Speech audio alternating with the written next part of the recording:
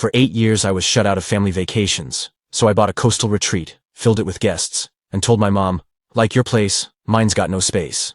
I'm Sophia, a 32-year-old freelance illustrator. My sister Claire, 35, is married to Ethan, and they have 4 kids, Noah, 12, Lily, 10, Owen, 8, and Emma, 6.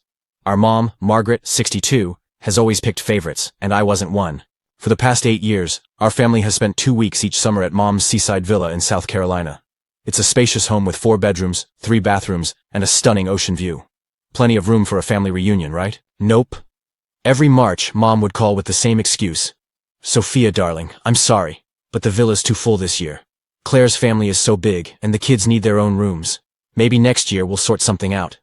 Meanwhile, Claire's crew got the VIP treatment. Mom would prep for weeks, stocking the house with their favorite snacks, buying new beach gear for the kids, and rolling out the welcome mat.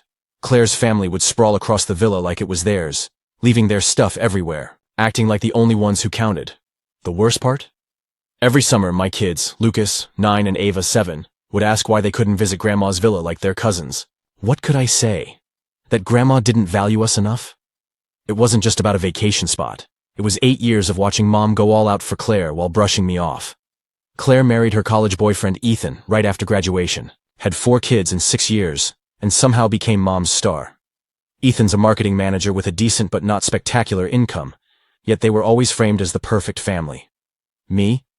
I launched my illustration business from nothing 4 years ago post-divorce.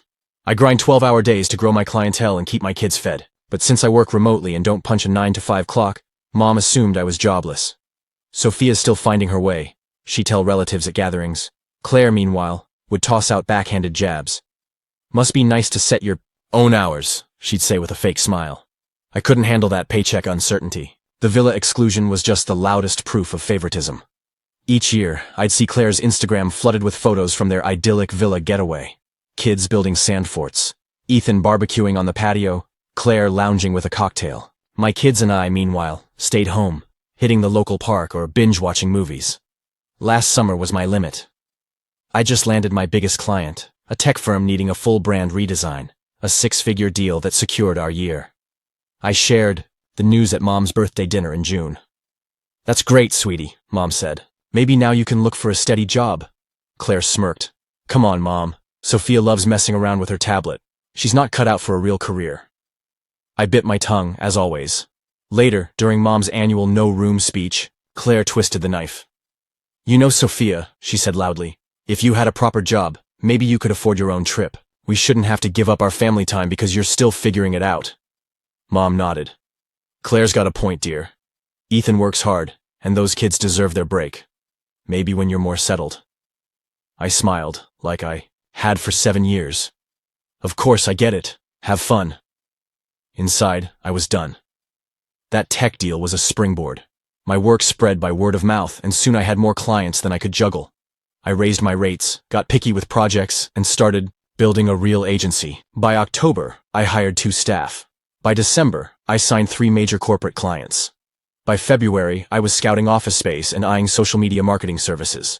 The cash flowed, but I kept it quiet for my family, driving my beat-up Toyota, living in my modest rental, dressing plainly. They thought I was still dabbling on my tablet. In March, when Mom's no-room call was due, I bid on a small resort 2 hours from her villa. It was modest, 10 suites, a cafe, and a pristine private shoreline, but perfect. The prior owners had mismanaged it into near ruin, so I snagged it at a steal, hiring a management firm to run daily operations while I oversaw upgrades. By May, the place was reborn. I sank $180,000 into renovations, new decor, revamped suites, a sleek infinity pool by the sea, and a kids' play area that screamed luxury. The cafe served top-tier dishes, and the vibe rivaled high-end travel mags. I called it Ocean Breeze Retreat, and it was breathtaking. Most importantly, it was mine. All mine. It soft-opened in June with trial guests to smooth out kinks. Everything clicked, reviews glowed, and summer bookings poured in. Meanwhile, Claire posted her usual pre-vacation hype online. Kids picking out swimsuits, Ethan packing the SUV, captions gushing about their summer tradition at Grandma's. Mom called in late June with her predictable script. Sophia, sweetie, I'm so sorry, but... I know, Mom, no space. It's fine. Lucas, Ava, and I have plans anyway. Oh, that's nice, dear. Where to? Just a little spot I found, nothing big. In early July, I took my kids to Ocean Breeze, reserving the top suite, a 2-bedroom oceanfront gem with a private deck and beach access. Lucas and Ava were floored. "Mom, this is unreal!" Ava squealed, racing around. 2 whole weeks. Here. You bet, kiddo. We spent days on the private shore, dining at the cafe, splashing in the pool, and trying activities I'd arranged. Sailing, snorkeling, paddleboarding. We'd never afforded such a trip before, and seeing my kids thrive made every penny worth it. But the real moment was coming. In August, I started making calls. First, I reached out to Uncle Thomas and Aunt Linda, Mom's brother and sister-in-law, who'd always been warm to me and my kids. Their 3 teens were close in age to Lucas and Ava. "Hey, Uncle Thomas, how about Labor Day weekend at my resort? All expenses paid, food, activities, everything. I want to treat the family." "Sophia, that's too much," he said. "I insist. Business has been good, and I want to share with those who matter." Next, I called cousin Mark, Mom's nephew, and his partner Sarah, whose 2 kids rarely got vacations due to tight finances. "Mark, fancy a long weekend at a luxury resort? My treat. I know things have been tough since Sarah's job loss." I called my dad's sister, Aunt Grace, and her spouse. I called my distant cousins, the Lopez family, who'd always been kind despite their struggles. I invited every relative who'd made us feel valued, 20 people total, for Labor Day at Ocean Breeze. I booked the whole resort, hired a gourmet chef for all meals, and planned activities for all ages. I didn't invite Mom or Claire. The weekend was a hit. Relatives were stunned by the resort, asking how I pulled it off. I just smiled. Good. Year. Saturday night, Uncle Thomas pulled me aside. "Sophia, this is incredible. Your mom must be so proud." "She doesn't know," I said lightly. "What?" "I didn't invite her or Claire." He looked puzzled. "Why not?" "It's a family event." "Thomas, for 8 years, Mom said her villa's too small for me and my kids. Every summer, we've been left out because Claire's family takes all the space. So I threw my own gathering, and sadly, there's no room for everyone." The truth spread fast. Everyone knew about the villa situation. Mom's excuses, Claire's digs. Some had quietly questioned why I was excluded. Monday, as guests checked out, my phone rang. It was Mom. "Sophia, where are you? Thomas spun some wild tale about you owning a resort. That's nonsense, right?" "It's true, Mom." "How? You don't have that money." "Guess I do." Long pause. "Sophia, I'm lost. If you could afford this, why not tell us? Why not invite us? You said there's no room at your villa. I'm saying there's no room at my resort. That's not the same. The villa's, what, too small? So's my resort. But we're family." "Funny you say that now." I hung up. 20 minutes later, Claire called, fuming. "What's wrong with you? Mom's a wreck. How could you do this?" "Do what, Claire? Host a family trip? Thought you'd be thrilled. You said I should get successful." "You know what I mean. You left us out on purpose. Like you left me and my kids out for 8 years. That's different. The villa's too small. So's my resort. Funny how that works. This is spiteful, Sophia. You're better than this." "No, Claire, I'm exactly this. I'm done being the family flop when I work harder than anyone. I'm done watching my kids feel worthless because your family matters more." The next weeks were wild. Mom called daily, sometimes sobbing, sometimes angry, demanding why I was punishing them. "I raised you better, Sophia. Family doesn't act like this." "You're right, Mom. Family doesn't treat each other like you've treated me for 8 years. I never excluded you. There wasn't space." "There was space, Mom. You gave it to Claire. Every year you picked her family over mine. Did you think I wouldn't care? That my kids wouldn't?" Claire took a different tack, telling relatives I was cruel, hurting innocent kids over a grudge. But those at the resort knew the truth. They'd heard Mom's excuses and Claire's snipes for years, seen me smile through exclusion. Uncle Thomas called Mom out. "Margaret, Sophia's been gracious while you've treated her like an outsider. Now she's thriving, sharing her success with those who value her." Aunt Linda agreed. "Claire's jabs at Sophia's work are nasty. Sophia's earned her moment." Ocean Breeze was booming.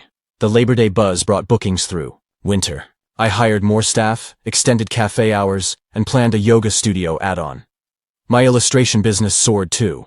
The resort's success boosted my confidence, landing bigger projects and a stronger industry rep. Lucas and Ava thrived, proud of me. Learning hard work pays off and you don't tolerate mistreatment. even from family. Thanksgiving loomed, usually at Mom's. She called in November. "Sophia, please come to Thanksgiving. We've had issues, but family should be together." "Got room, Mom? Your table seats 8. Claire's 6. You and Dad make 8. Where do Lucas, Ava, and I fit?" "We'll manage, like always." "You mean Claire's family gets the table, and my kids get folding chairs in the garage?" "Pass. You're unreasonable." I'm realistic finally. Instead, I hosted Thanksgiving at Ocean Breeze for Uncle Thomas, Aunt Grace, and the Lopez family. The chef crafted a feast, and the kids played on the shore. In December, Mom tried again. "What if we do Christmas at your resort? It'd be nice to see your work." "Booked solid through January, Mom. No openings." "But for family, I could make room for family that acts like family." "What do you want, Sophia? An apology? Fine. I'm sorry if you felt left out. I was balancing everyone." "No, Mom. You balanced Claire. 4 kids trumped 2 in your math." She hung up. I spent Christmas morning with Lucas and Ava at home, then joined 22 relatives, minus Mom, Dad, Claire's crew, at the resort, for dinner. No snarky job comments, no watching my kids get cheaper gifts than their cousins, just joy and people who valued my effort. On New Year's Eve, watching fireworks from the resort's deck with my kids, I made a vow. No more apologizing for my success. No more dimming my light to ease others' egos. No more accepting scraps from those who should have cheered me on. Ocean Breeze proved I wasn't the failure they'd painted me as. I was a businesswoman who built beauty from scratch. My kids were proud, my true allies had my back, and the relatives who mattered saw my worth. Mom called New Year's Day. "Sophia, let's fix this. What'll it take?" "Admit you treated me unfairly for years. Say there was always room at the villa, but you chose Claire. Apologize to my kids for making them feel unwanted." "I can't apologize for choices I made for the family, then we're done talking."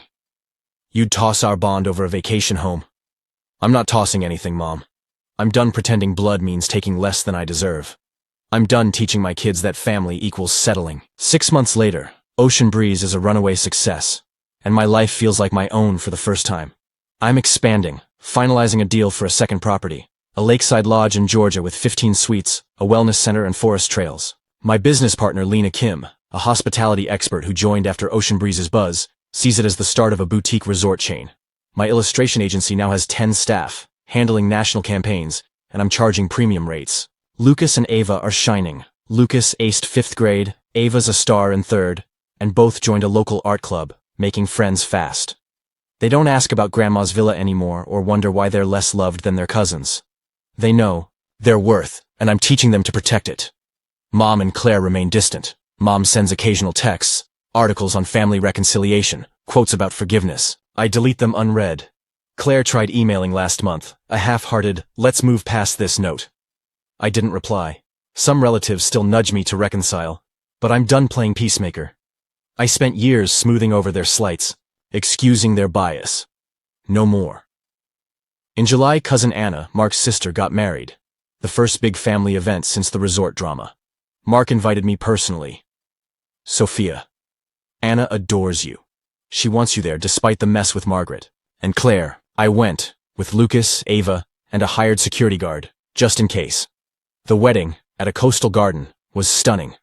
Mom approached cautiously during the reception. "Sophia, you look lovely. The kids are so big." "Thanks." "The resort's doing well?" "Very." She waited for more, but I stayed silent. "Maybe we could talk soon. About Christmas." "Maybe." Claire hovered nearby, stiff. "Hi, Sophia." "Claire." "Kids look great," she said, eyeing Lucas and Ava laughing with cousins. "They do." Awkward silence. The seating chart placed me, Lucas, and Ava at the head table with Mark's family, while Mom and Claire sat with Claire's kids and Ethan at a side table. Anna's choice spoke volumes. At the reception, Anna hugged me. "Thanks for coming, Auntie Sophia. I know it's tense with Grandma. That resort weekend changed my family's life. Dad still raves about it. You're amazing, and not everyone sees it, but I do." Her words hit deep. A 25-year-old seeing what Mom and Claire couldn't. Later, Claire, tipsy, cornered me. "We need to talk. This feud's gone too far." "No feud, Claire. I'm just done with mistreatment." "Mistreatment? You're dramatic. 8 years of no villa invites because it was too small. 8 years of you sniping at my work, my life, while my kids felt worthless next to yours. I was honest about your struggles. Struggles? I built a six-figure agency alone, raising 2 kids. You assumed I was failing to feel superior. She flushed. Mom was shielding you. She knew you couldn't chip in for villa costs, like Ethan and I. I offered to pay every year. Food, utilities, anything. Mom never asked. You just believed I was broke because it justified cutting me out. My guard Jamal appeared. All good, Ms. Sophia? Claire gaped. Security at a wedding? Insurance against scenes. Good call. I walked away. Post-wedding, Uncle, Thomas called. Heard Claire got heated. You okay? Fine. She tried rewriting history. Mark said you were cool as ice. Smart move with the guard. He laughed, then sighed. You're not alone, Sophia. Some of us see how they've treated you. That meant more than he knew. By October, the Georgia Lodge deal closed. Lena and I plan a 2026 opening after upgrades. Ocean Breeze is booked solid through next summer, with corporate retreats filling gaps. Lucas and Ava started school strong, and we're planning a winter trip, our first abroad, to Costa Rica. Mom called last week, softer. Sophia, I miss you. Can we try again? Only if you own your choices. You favored Claire, hurt my kids. Say it. I did my best. Your best left us out. Silence. I'll keep trying, she said. Good luck. I hung up. No anger, just clarity. I've built my world, my resorts, my agency, my kids' confidence. Claire's kids reached out via Lucas, asking to visit Ocean Breeze. I said maybe someday when their mom learns respect. For now, I'm surrounded by those who see me, and that's enough. 8 years of exclusion taught me to choose myself. I'd burn it all down again to get here,